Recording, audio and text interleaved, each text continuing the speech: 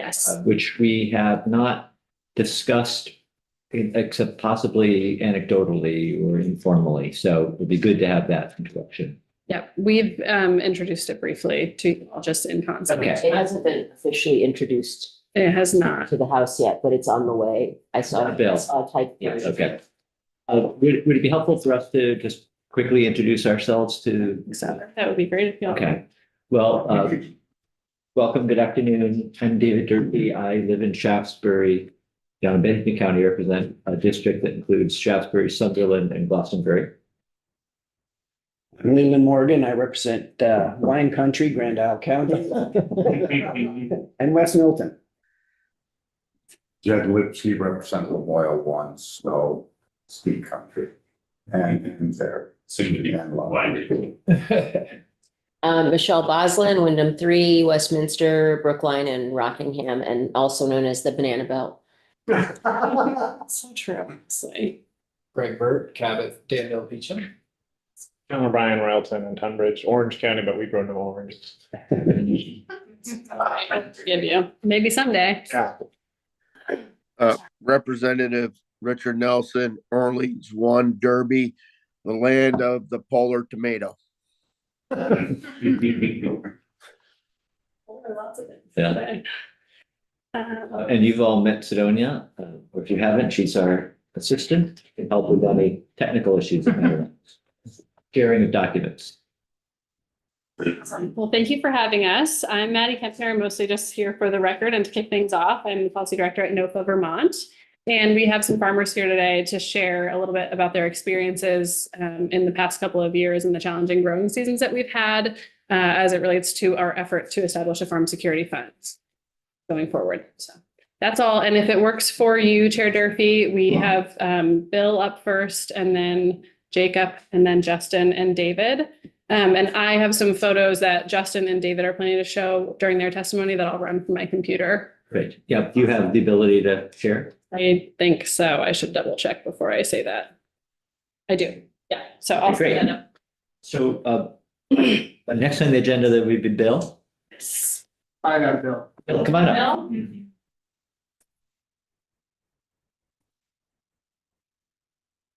And if you could just introduce yourself, say your name for the record and where you're from. I'm Bill Chidsey. I'm formerly from Hardwick, but I got flooded and had to move to Greensboro.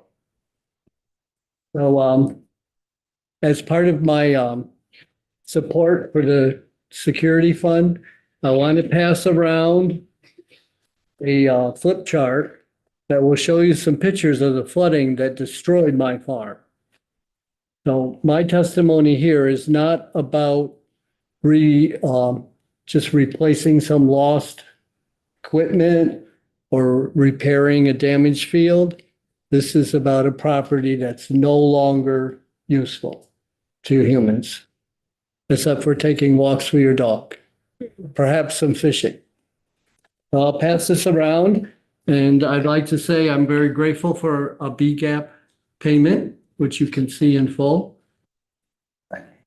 And I'm also very grateful for our Agency of Agriculture for their efforts to help, as well as NOFA and a Farm, Forest, and Viability Program, which has helped me recover. So I want to press the button here so I don't go over my time.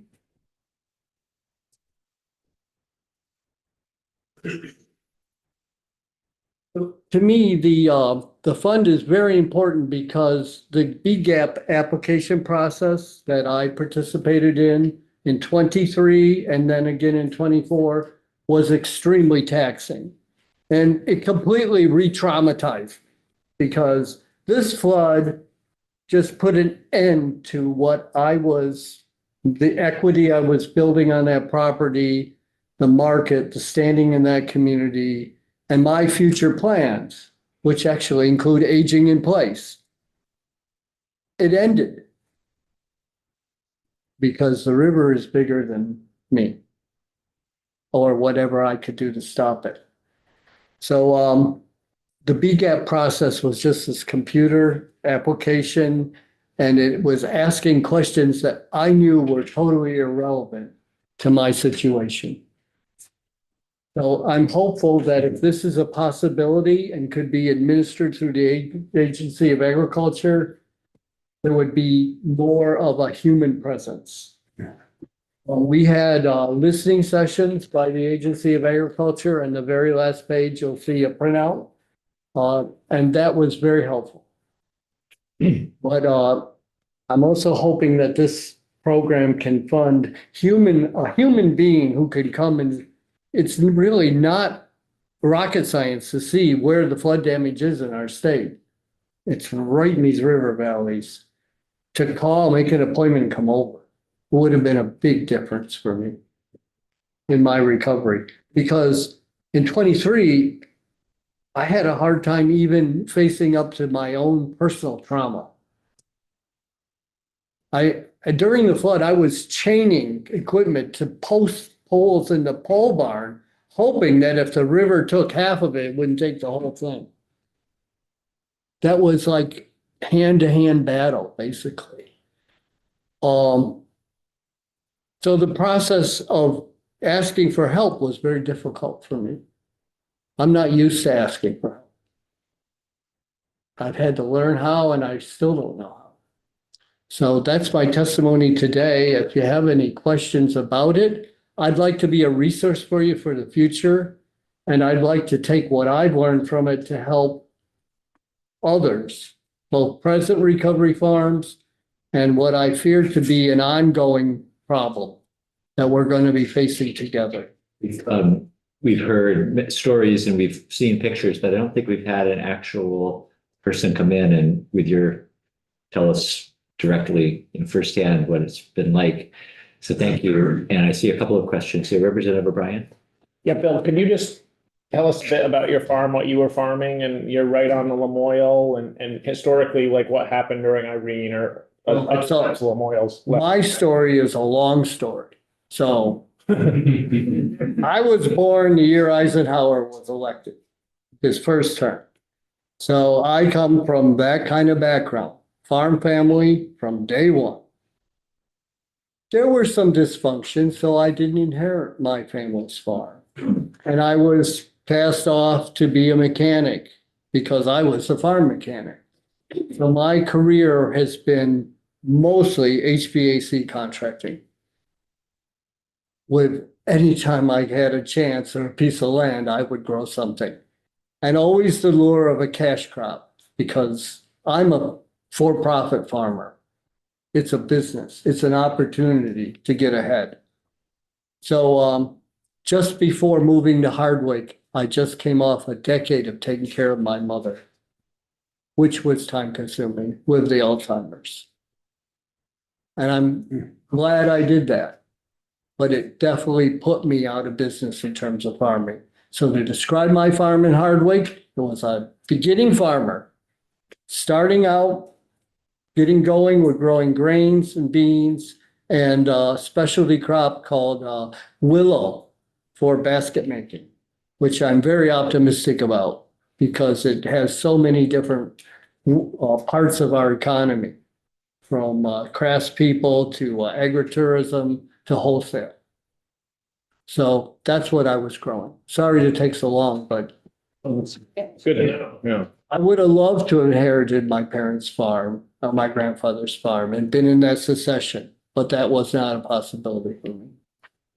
But you had a piece right on the Lamoille? No, so I was, but you'll see, between Route 15 and Lamoille. Okay. Very small property, beautiful bottom land. I mean, you could take your hand and just put it down to your elbow in the most beautiful soil. I never had soil. Yeah. And I had irrigation. I had 2 dry summers. 21, 22, I irrigated. And 23, it just started raining and things were not good. And I wasn't paying attention because when the big rain came, it was too late. Representative Morgan. I live on the lower Lamoille River and the water got very high, not like yours, so I didn't get flooded, luckily. But I suspect a lot of your farm went right by my house. The small particles. Small particles, because it was small. I never found one farm tractor. You'll see the vehicles in the back pages. They were only 2 miles downstream. Devastating. I had to get them out of the river. 500-foot pole. Well, in any case, I don't want to take too long here. Thank you very much. Would you please consider me ready and available to make a difference? We've got work to do. Thank you. Thank you. All right, so next we're going to hear from Jacob Hauser. Hey, everyone. Thanks for having me. I will say your view is better than the Senate eggs. It's not a competition. Anyways, my name is Jacob Hausner, and I farm on a 4th-generation farm down in Rutland County in the town of Chittenden. We got a lot of little hustles. We graze some beef, we harvest some timber. It's almost a 600-acre farm, but we really pay the bills making and selling maple syrup.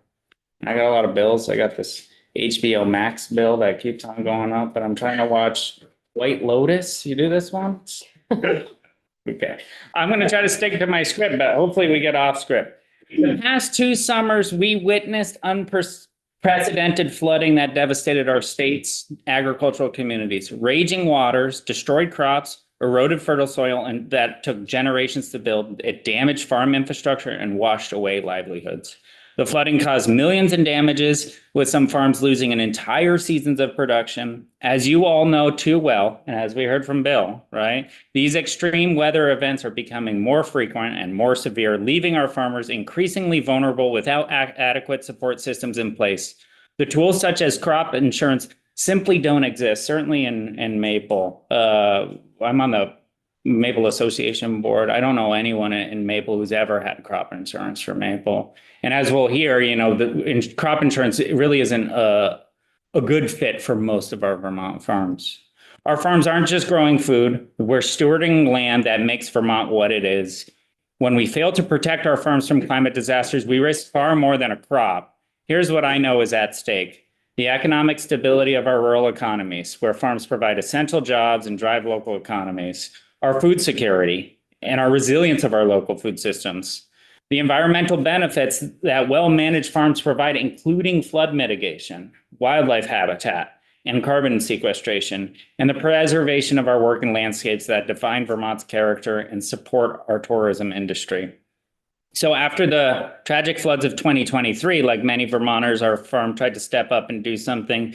We ran it was a fundraiser for the NOFA Emergency Fund, where a lot of our sales went to support the NOFA Emergency Fund. And it wasn't just NOFA, right? As you know, the Vermont Community Foundation, FSA, the Center for Agricultural Economy, you know, everybody kind of ran a fundraiser, including farms, right? With all their GoFundMes and Kickstarters. And it was a silver lining of hope for many engulfed in the flood clouds. But in that, there's a problem. When we rely solely on private individuals and nonprofit organizations to respond, we risk a recovery that is inadequate, inequitable, uneven, inefficient, and untimely.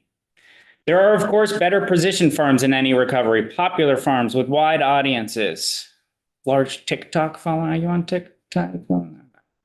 The bigger farms with more resources. Older farms that have learned to navigate these funding bureaucracies better than younger farms, right? I worry about small farms, the ones that haven't been to an FSA office, ones that haven't gone online to start a GoFundMe and wouldn't know where to start a GoFundMe account. In 2023, NOFA raised 1.7 million-ish. In 2024, they raised 3,500, right? Large gap. And I worry about the sustainability of depending on nonprofits for the long haul. And that's why it's so crucial for a fund to be positioned in the state budget that can be equitably and efficiently administered through the Department of Ag. So we have a fund sitting and a path forward when we know there's going to unfortunately be another flood, right? It's just a matter of time and probability. The proposed Farm Security Fund isn't just about emergency response, though. It's an investment in Vermont's future. By helping farmers recover quickly, we are maintaining our agricultural infrastructure and protecting generational knowledge. We're preserving local food production capacity. We are keeping working lands in production, right? Otherwise, they're just going to get developed into housing lots, which is another crisis. On the other end, we want to support the next generation from getting into farming and not be deterred by climate risks. We can't prevent all the disasters brought on by a changing climate, but we can choose how we respond to these disasters. By establishing these funds, we can demonstrate our commitment to agriculture as a cornerstone of the Vermont economy and environment and identity. And I think it's the bare minimum to protect the investment that this committee and the state has already put funds and public dollars into making farms viable and working in the state of Vermont. We can show our farms that they're not alone in facing these challenges, and we can invest in the resilience of our entire state. The cost of inaction, we can measure in lost crops or fields or farms, but this loss far exceeds the investment that this fund requires. I urge you to support this vital legislation and protect the future of Vermont agriculture. And most importantly, I encourage you to support the language as is and the funding scope of the bill. As we all know, for a bill to be effective, it needs some teeth behind it. There needs to be an adequate amount of dollars for this program to have wheels, right? I think that's it. I want to thank all of you for listening to my editorial on White Lotus. I think it's going to be a great season. But I do appreciate, and sincerely, I appreciate all that y'all do for the state of Vermont and for farms. And if you have any questions, I'm happy to take them or talk about maple syrup. Any questions? Is it season 3 of White Lotus that's coming up? Supposedly in Thailand. Yeah. Representative Burt. How many types do you have? We're trying to get up to 15,000 trees. It's mostly direct to consumer here. So we do a lot of agritourism. We see thousands of visitors, a lot of out-of-staters, but most of our syrup doesn't get sold bulk. It gets sold in a tiny little jug. You said 15,000 trees. The question was how many have? That's a good question. There's maybe 11 to 12,000-ish trees, but there's more untapped trees. Those are the trees I'm looking at. You're a diversified farmer, I think you indicated. Did the inclement weather damage or impact your sugaring operation at all? Not this past 2 seasons, not with the high water events. We've had, as you may be aware, there's been wind events that have met the threshold for some federal assistance in the past couple of years. Wind events is what we see in maple the most that really have a direct impact on crop. And then there's larger climate risk to maple, as you well know, right? It's a very weather variable crop. The maple belt is traveling northward every year, and we have more and more volatile weather that will lead to, like, this is all of ag, right? Like when you have crop volatility, you have price volatility, right? And there's farms that have the cushion and means to coast through those volatilities, and then there's farms that don't. In regard to maple trees, a number of years back, there was this, I think it was called the maple thripe or some such thing, a disease they thought was going to come into the area and devastate the maple trees. Did any of that ever materialize? I have a list of existential crises that keep me up at night. Like maple disease related. A lot of maple farmers are worried about like the next maple blight, essentially. There are significant pest pressures. There's hard science on some of this data, like droughts can affect how trees store carbohydrates and can affect future seasons. There's significant invasive species pressures, right? Most Vermonters will talk about lanternfly or sponge moth. Jumping worms come up, you know about these? Yeah. So They have an effect on the maple tree. yeah, they have an effect on the overall health of the woods, right? So, yeah. Yeah, and the soil. And so it doesn't stop us from farming, right? I mean, we kind of do all the things that get us through the night in order to get up the next day and go and drill a hole in a tree. Because it's what we love to do, right? No one's making us sugar, but it's a real cornerstone of Vermont identity, and the maple industry is growing in Vermont, right? It's been a success story of recent history in the past 20 years. But thus far, the maple trees are doing okay. Yeah, I try to talk to them, they don't talk back. Maddie, this might be more for you, but you might know it too, Jacob, is like, if we took any of these floods, do we know like what the total damage is to agriculture? In 2023 was 44.7 million to ag operations directly, and then the total impact on the food system, including other types of food businesses, was 69 million. And then 2024 was somewhere around 14 million. So how does this 20 million would help? But even you admit right there, right? One bad summer and we're already, underwater. Yeah, and the idea behind the 20 million is to cover, to our best estimate, right, up to 50% of producers' losses. We know that the state is not going to be able to make producers whole, and I think farmers understand that, and that's not what we're asking for. But given what we expect in terms of what Jacob talked about, the drop in philanthropy that we saw from 2023 to 24, and the uncertainty of funding at the federal level in so many ways right now, but especially around disaster relief, Congress is too slow if they act at all. And the funding there will also be insufficient. So we're trying to really be honest about what we think the role of the state is in supporting farmers through these events. And what we were talking about during lunch was, I think there will be a self-selection bias too, where farmers will be too proud to a lot of farmers will be too proud to ask for money if they know there's people worse off. And so anyways, I'm sorry. Yeah, Maddie, just to clarify, that 44 million in losses in 2023, was that the FEMA definition of losses for buildings, structures, equipment, crop, or was it crop loss? And I'm concerned about the kind of loss that Bill experienced that is not replaceable for any amount of money. Yeah. Loss of prime ag, or in your case, your operation. The 44 How points. inclusive? That's a really good question, and it's probably a better question for the ag agency, because that's the number from their ag recovery task force. And frankly, it's probably an undercount because it's from the survey that they did in 2023. So again, to Jacob's point, lots of folks probably didn't respond to that survey who had damage and loss during that season. So I can't say specifically what's included in that number, but I can follow up and get you that information. Thank you very much. All right, thank you very much. Justin. Well, thanks for hearing us, everybody. My name is Justin Rich. I own and operate Burnt Rock Farm in Huntington, Vermont. And Maddie was encouraging me to just riff instead of reading this. But I don't know, I'm full of doubt. I might just read it.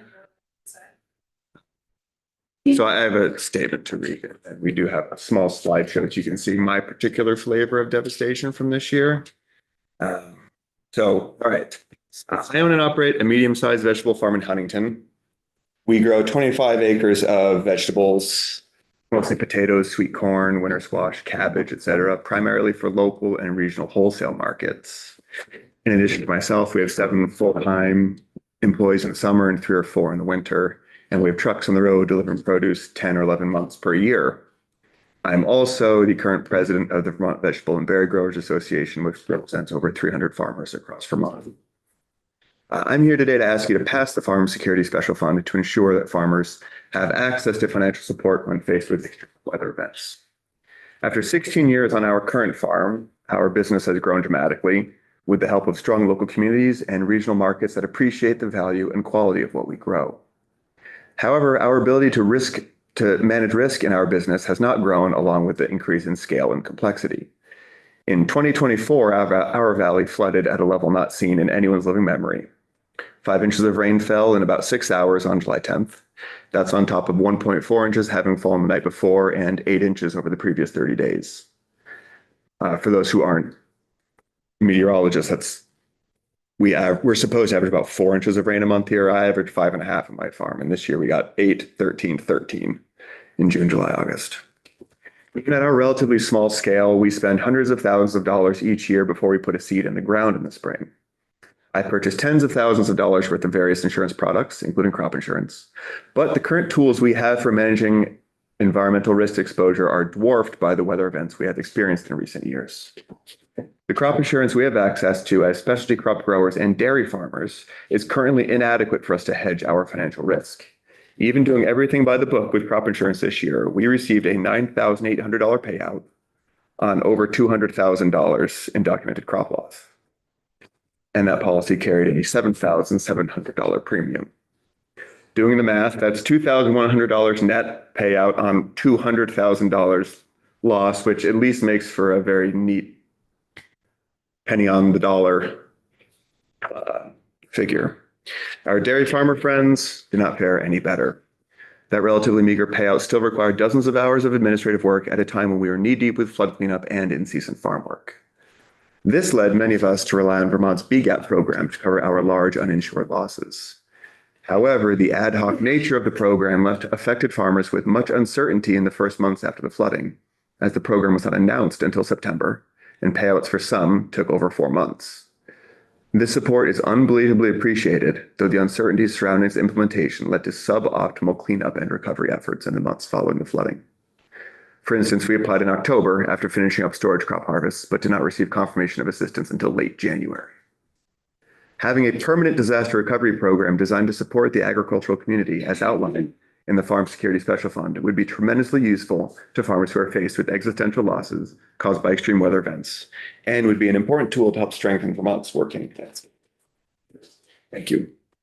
Want to show us the pictures? Yeah, we can take a quick tour through holes where there shouldn't be and piles where there shouldn't be. That field, everything that's not green was crop ground. And Hannah in the front right corner is standing in what was the corner of the sweet potato field. And the river was over 100 feet to the right of her through a wooded riparian buffer. So even people say we need to plant more trees along the river, that'll stop flooding. What river is this? This is the Huntington. So it's an alpine river that typically doesn't flood in most of our fields. Some I'd never seen water in 17 years. So if we look towards the top, that's the buffer or? Yeah, you can see, yeah, you go back. Yeah. The field kind of went to right here. It curved around the river. There's a bend in the river there. So the river ate through 100 feet of riparian buffer and then made a boat ramp out of the channel and into our field, and then just raced through that field at probably 20 miles an hour. So it's a very aggressive, abusive method of flooding. It's not a suffocatory flooding, it's a bullet style. Next. Oh, that crop was destroyed. This is about 1,000 feet downriver in the same field. And this is what it looked like where the water was just running along our cultivated ground. So we had huge amounts of scouring and then huge deposits in other spots. So in some spots, the soil was 4 feet removed. Some places it was 3 feet deposited. And at the far end of the field, you really can't see it in this picture, but we had at least 2,000 yards worth of topsoil and sand deposited in a drainage, which was fantastic to have there because it caught all the water. So we spent most of the summer hauling soil from one end of the field back to the other and filling these scour holes. Next.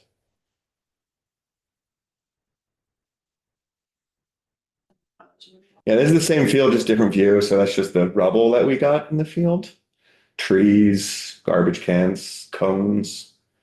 This is our sweet corn field, which is a couple miles upstream. As you can see, we didn't have the physical damage to the actual soil in this field. And this sweet corn was almost ready to harvest, but the water got right up to the tops of the ears, and we can't harvest any fresh eating crop that's touched floodwaters for fairly obvious contamination reasons. So basically the first 3 plantings of sweet corn were awash, and we had to mow those in. Next. And the same story in potatoes, but they hadn't really set their tubers yet, so we were able to bring these to maturity and harvest them, but the yield was less than half of what it would have been if it hadn't been flooded. This is the far end of that field I told you about where there's a drainage ditch that filled in with sediment. So, and this is kind of where I point out the B gap, I don't want to say falls short because it was a tremendous program, but the timing wasn't perfect and the uncertainty wasn't perfect. So I own a little excavator and we moved thousands of yards of sand and soil with a 3.5 ton excavator, which is hilariously cute to operate on that scale. So we might have invested in some better machinery if that were, if we'd known there'd been relief. But when you're looking at a couple $100,000 in lost revenue, it's not when you say, I'm going to go buy some machines. But we roped some friends with bigger machines to come help out too, and just spend, a couple weeks just moving dirt from one end to the other over and over and over again. It's kind of calming, but not the best way to spend the summer when we were actually engaged in farming at the moment too. These are some scour holes that the river, that one was about 5 feet deep, probably 60 feet wide. Yes, we're just dumping sand and topsoil back into the holes from which it came. But even with that in mind, we did have some crops that survived or got planted afterwards. Like this is a field of cabbage and kale that was actually in the ground for a week when it got flooded and it survived. Because remember, our river floods very fast and aggressively. So it's probably only underwater for 2 hours. Because at night, it's hard to tell. So we were able to get some crops out of the ground. But So Justin, there's one. Yeah. what are the rules then on flood waters touching, like you said, the corn you couldn't harvest, but certainly potatoes had flood water, reaching plants or these edible cabbages, right? The food safety rules are if floodwaters touch the edible portion of a food, it's just, you can't harvest it. But like a cabbage. Right. So the thing is, those cabbage plants were plants. They were this big. They were transplants that had been in the ground for a week. So they hadn't made the leaves that would become the cabbage that you eat. Okay. So that's the technicality. And also 3 months time passes too. Yeah. And then on crops that you cook when you eat them, it's a slightly different metric. But again, like if it's lettuce or strawberries or corn that you basically eat raw, just you don't want to be giving people. So we were able to harvest a potato crop and everything, but it came in at about 60% of what was about half what we usually get, but it was better than nothing. But I'll just point that again. We actually buy crop insurance and we actually buy the increased coverage on it. And we yielded between 1 penny and 1.5 pennies on the dollar for coverage. And it was just, I will continue to buy it because being in the FSA system is how you get access to other programs. So I say it's a pretty good program. It's just not insurance, even though it's called insurance. I've had a hard time finding any situations where it actually makes you whole the way your car insurance would be were you to crash your car. You can more or less afford to buy a new car or replace the car. Our crop insurance does not work that way. That could be a whole separate conversation. Crop insurance, the return, your ability to access or be closer to other FSA programs. Let's make a note of that. Maybe there's others in the same boat who could help the committee better understand that. And say, it's really complicated, so I'm happy to answer questions. Yeah, I'm not going to put you on the spot by asking any, but just something that has come up before, and thank you. What I will say is a lot of people do complain about crop insurance and they've never bought it. Their complaints aren't invalid, but I'm coming at it from the perspective of somebody who's bought it for years, and it's like it pays, but it's not insurance. It doesn't pay when you need it necessarily. Representative Morgan. As far as the river was concerned, where it flooded, were you allowed to resoil that area, or is that now river and you can't mess with it? The first picture where I didn't have enough dirt to fill there. So I just wondered if you were allowed to. Yeah, we can, as farmers, we're allowed to do certain things with the stream bank that a non-farmer wouldn't be allowed to do. Is it worth doing it is a very different question. And we just fell on the side of it's not. We'd be tens of thousands of dollars into rehabilitating, a 1/4 acre section. So it's just a stone. Yeah. On a 1/4 acre elsewhere. Yeah, these are the cruel calculus you employ in those moments. Representative Lipsky. Yeah, I guess I could follow up on Representative Morgan's question. When you were transporting soil with the New Holland, pulling a trailer, it looked like it was pretty sandy stuff. Mhm. I mean, it didn't look like prime ag soil necessarily, There's different parts. Yeah. but did you decide what you put down first to build the base up to near where you wanted? That was a more- consideration. The stuff that was more topsoil, we put in the shower holes, the stuff like that's sand. That went in the deep holes. But, and that's just, because I think in topographical terms, there's a burnt rock area out of North Facein. There's Huntington, but, Yeah, that's the mountain above my farm. okay, so it's named after the same. Yeah, but nobody in our valley knows that because the trail is on the other side. I do, because I log up in there. Yeah, we're on the west side. By the way, your ag land and the diversity of produce, very impressive. Thank you. Really. Representative O'Brien? So how would this 20 million fund work as far as, say there's a flood, it goes out to farmers 50%, of their losses, then we're back to zero. So then it would need another like one time to replenish it, or are there plans for, more like a revolving? So for what we're asking for FY 26 is $20 million in one-time funding to support this need. And then in the bill, there is a calculation that is based on averaging the previous 3 years of total losses. That would be the appropriation that would be needed to be put into the fund every year. And ideally that money then stays in the fund if it doesn't all get spent down, it rolls over, so it can be available still for the following year. Yeah, in a year where we have great growing conditions. Like this year. Like this year, This year. we plan to, yes. All right, thank you. Thank you all. Let's have David come back up. And we're limited in time, so I will be as concise as possible. Thank you again, David Kay.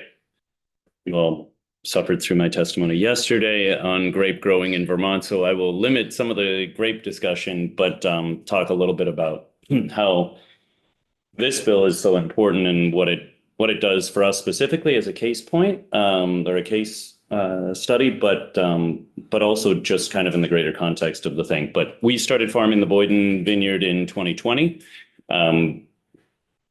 Took that over, leased that vineyard, and in September of 2020 had the earliest frost that the Moyle Valley had seen in 30 years. Never forget talking to David Boyden the morning of September 18th and said, David, it looks like it's getting cold tonight. And he said, David, don't worry about it. The grapes do fine. The frost or the fog comes up off the river usually this time of year. And then I talked to Mark Boyden and Mark was like, oh, we're getting frost tonight. It's like, but Mark, it's not supposed to. He's like, yeah, I know it's not supposed to, but it's gonna. And then we got a hard frost that night, the next night, and the night after that, because the river was already pretty cold. So we ended up harvesting all of our grapes, 15,000 pounds in 17,000 pounds that year in 7 days, and driving them and processing them all night, every night down in Vergennes at the facility we were working with there. So that was our first introduction to an unseasonable and unexpected frost. And we survived it and made 500 cases of wine. The years after that, we were a bit more successful. In 2023, we finally got, to some extent, our vineyard under us. This was a new project for us. We were young farmers and a new project as far as farming grapes, period, despite 20 years of academic knowledge. And in that year, we had pruned the entire vineyard. One of the challenges of grape growing is you put a bunch of your labor and inputs are in the first part of the season. So basically from January, you prune until April. Then in March, April, May, you're putting a lot of your antifungal inputs in, especially if you're organic the way we are. And then you harvest in September, October, and hopefully you start to see profit from that in 6 months to a year. So it's a longer game. In April of 2023, it was 85 degrees, if you remember, and it was warmer here than Texas, and everything budded out 3 to 4 weeks early. This is our Marquette vine up on the hill on Route 15 at Boyden, and then May 18th hit, and it was 25 degrees in the vineyard, and I talked about hybrid varieties yesterday, so I won't digress too long on that. One of the benefits and one of the reasons we plant hybrids is that secondary budding frequently occurs. So where Pinot Noir, if they get a frost like this, they're done. And they might get 20% of the crop back on secondary budding. With hybrid varieties, a secondary or tertiary bud is probably 50% to 75% likely. We lost 90% to that frost. It was just too cold and the buds had progressed too far, which is extremely unusual, both for our valley and for that grape variety. So grapes, more to the sort of reason that this bill is so important. Grapes, for us, grapes are uninsurable in the state of Vermont. For those with uninsurable crops, we can apply for NAP, which is the national program for essentially uninsurable crops of any variety. They pay 50% on the crop value. As I mentioned yesterday, we are a value added crop, very much so. So let's say, our vineyard produces what would be $150,000 to $200,000 in wine. That's probably $5,000 to $10,000 of NAP payout, which maybe pays for some of our pruning, but nowhere near the whole season, right? So BGAP was an amazing program, but it was only helpful for those who had damage following the flooding in 2023, and our frost preceded that flooding. So orchards and vineyards were just left holding the bag, unfortunately, in 2023. I was fortunate that by the time we ran out of the wine that we had made in previous years, I was able to take on other sources of income. We closed our tasting room. We let all of our staff go at that point. And now we're hoping to kind of progress. I think the reason that this fund, this would have kept us from taking on other forms of income and sort of limping by. Other farms are not so fortunate and certainly would not survive this kind of devastation. I think one of the main points about the fund and one of the reasons that it's so important, and we were just chatting with House Appropriations or chatting with members there's a lot of demands on finances right now. But I think we're all farmers in here, and you know pretty well that right now a lot of the funds are going into new development and growth in the sector. And I think that we all know that just buying a new tractor is not the solution when you've got a bunch of great tractors that are just dying because of flooding, frost, all of these various environmental challenges. And so having a fund that exists before the damage occurs and as a resource would be a huge way to save small farms in Vermont, rather than waiting for everything to be declared a disaster and then hoping that funds come along and then hoping that those funds are distributed with enough time to save the farms, which thankfully we still had wine in the barn. Otherwise, our business we would have been dropping our lease and moving on to other forms of income other than the ones we already do. So I think it's wildly important, and I think now is the time. So thank you for your time. Really appreciate you listening. For making the trip twice in 2 days, 24 hours. There's two more photos, David. Oh, yeah. So this is the vineyard. Unfortunately, I try not to look at them too closely. It's a little rough when you spend months pruning. And then this was 2 weeks after the frost, and we went out hoping for secondary buds. And this is what the vines looked like. You saw the greenery on the previous vines. So that's what the buds looked like after in vineyards. You kind of hang out for 2 weeks. You don't let the crushing defeat settle in if you can avoid it, and you kind of hope that you're going to get some secondary buds, but that's most of what we found in the vineyard after 2 to 3 weeks. Question, that lower section, the previous, is that on the floodplain? Yeah, so the silver lining to 2023, that's really a dark one, was that vineyard flooded up 4 rows. The Lamoille's down behind those trees. Yeah. That's the Boyden cornfield that was totally destroyed in the flooding. And it rained every other year. Anyone who had grapes hanging in 2023 fought fungal disease with everything they had and had a really unbelievably difficult year. Which is pretty safe high water wise. Yeah. We didn't have huge amounts of water damage. We also didn't have any grapes to worry about. So, David, you know something about wine growing in France. And so what happens when they get like frost like this in Burgundy? And those, do they have? There's a bit more infrastructure for to prevent frost, just they've been doing it for 2,000 years in Burgundy. So and a lot of those farms have resilience built in after making wine for a decade. So there's still wine hopefully in the cellar. But there's a lot of ways to mitigate frost as far as either moving air. In Bordeaux, where money isn't an issue, they have all of the helicopters in France during the spring season. And at dawn, they all go into the air and circulate the air to keep frost from settling, which is surreal. In Burgundy, what's that?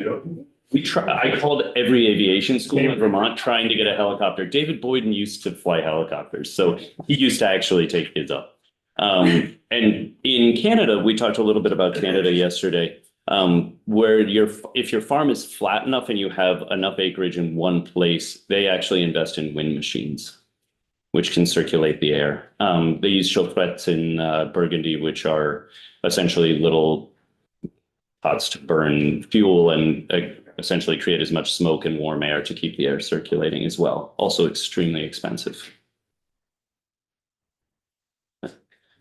Committee has heard this already, and maybe some of you have too, that there's apparently a large pot of, I shouldn't even say this, federal money, federal funding that is heading our way, meaning Vermont's way, dollar amount TBD, but to retroactively, so looking back to calendar year 23 and 24, provide some assistance for not just flooding disasters, but other weather-related disasters. So I say that not wanting to add any false hopes, but we've heard it in committee, reconfirmed it with the secretary a week and a half ago or so.